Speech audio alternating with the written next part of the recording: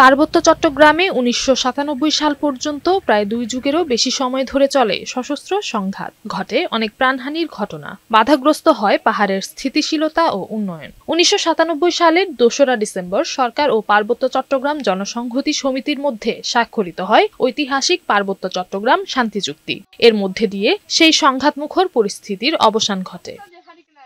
তবে চুক্তির দীর্ঘ ২৮ বছর পরও এখনো পূর্ণাঙ্গ বাস্তবায়ন না হওয়ায় অভিযোগ তুলেছেন পার্বত্য চট্টগ্রামের পাহাড়ি জনগোষ্ঠীর প্রতিনিধিরা। তাদের মতে বিগত কোনো সরকারই চুক্তি বাস্তবায়নে পদক্ষেপ নেয়নি। পার্বত্য ভূমি কমিশনকে পূর্ণশক্তিতে সক্রিয় করা, বহু বছরের ভূমি বিরোধের টেকসই সমাধান, চুক্তির পূর্ণাঙ্গ বাস্তবায়ন হলেই পার্বত্য অঞ্চলে স্থায়ী শান্তি ও আস্থার পরিবেশ ফিরে আসতে পারে বলে মনে করছেন তারা। এই ২৮ বছরে কিন্তু আমরা রীতিমতো হতাশাগ্রস্ত, কারণ আমরা মনে করি আমাদের সাথে এরা প্রতারণাই করেছে।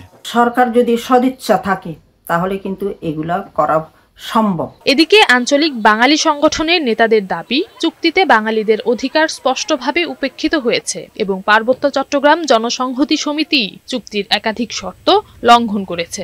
তাদের অভিযোগ, চুক্তি কার্যকর না হওয়া এবং পাহাড়িদের আধিপত্যের কারণে সাধারণ ব্যবসায়ী ও বাসিন্দারা জিম্মি হয়ে পড়েছেন। সব চুক্তি ভঙ্গ করছে সন্তু লালমার্ক। আমরা মনে করি যে এই পার্বত্য চুক্তির ভঙ্গ করার কারণে পার্বত্য চুক্তিও বাতিল করা উচিত। চুক্তি বাস্তবায়নে রাজনৈতিক সদিচ্ছার ঘাটতিকে দায়ী করছেন পার্বত্য চট্টগ্রাম জনসংহতি সমিতির এক শীর্ষ নেতা। চুক্তি বাস্তবায়ন নিয়ে যে তালবাহানা এবং বরঞ্চ চুক্তিকে নৎসাৎ এবং বানচাল করার যে পায়তারা, সবকিছুকে আমলে রেখে যাতে সরকার একটা রোডম্যাপ ঘোষণা করে পাহাড়ে অস্থিরতা, অবিশ্বাস ও অনিশ্চয়তা দূর করতে সকল সম্প্রদায়ের সঙ্গে সমন্বিত সংলাপের ভিত্তিতে কাঠামোগত ও সময়বদ্ধ পদক্ষেপের প্রত্যাশা সংশ্লিষ্টদের।